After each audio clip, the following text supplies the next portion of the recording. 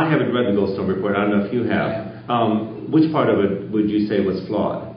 Well, I think that the overarching feel of it, which is, we take these 33 incidents and extrapolate out intention to an entire army. The global phraseology of some of the charges.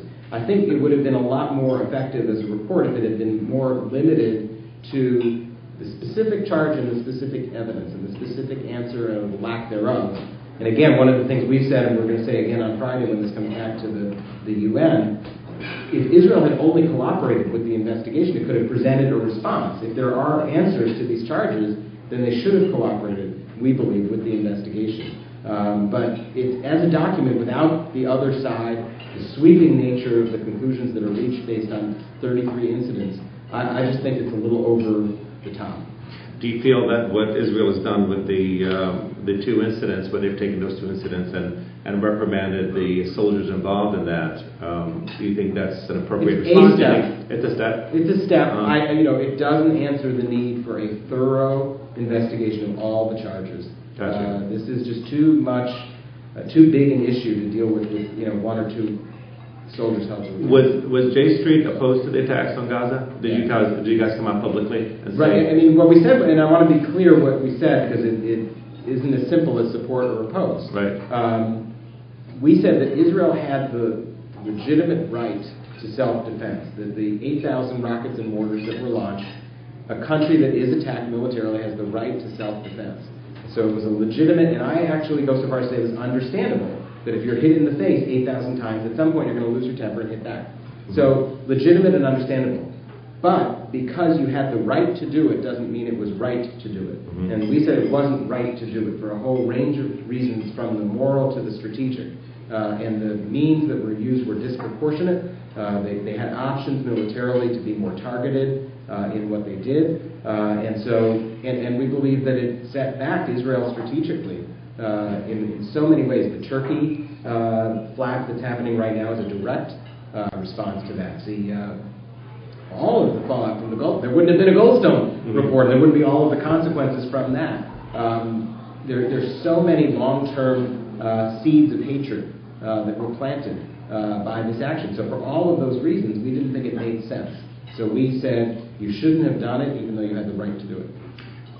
What's your stand on the Iranian situation right now? The first thing I would say is we do take seriously the threat that a nuclear weapon in the hands of the Iranian regime would pose to not only Israel but to the region. We are against nuclear proliferation generally, and so we believe that it is the right policy to try to find ways to stop Iran from developing a nuclear weapon. We support the president in having used a diplomatic approach first.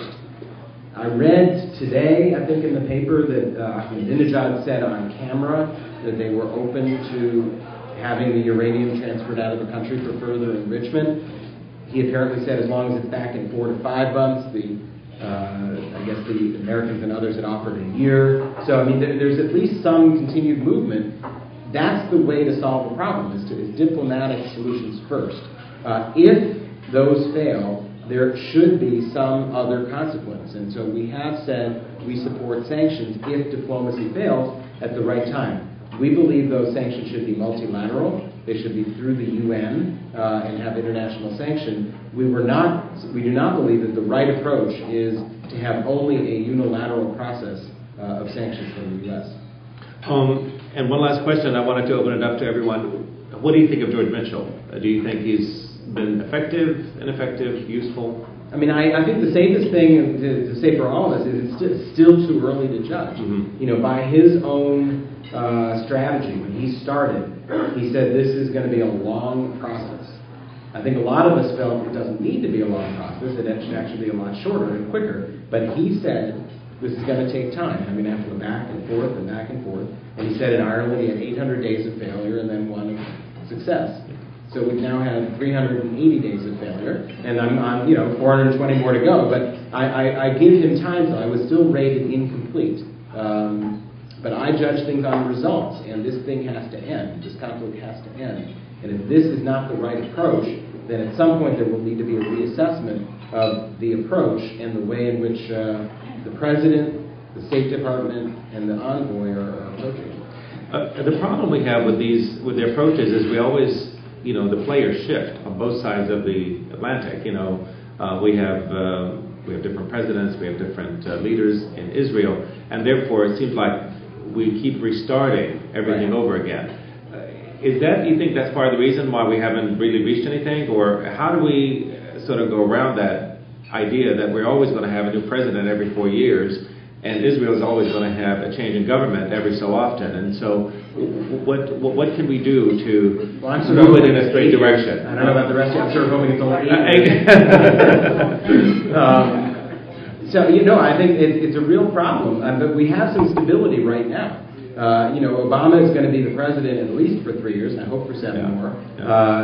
There seems to be no real cracks in the Netanyahu coalition, even though he did announce this settlement shill, as I call it.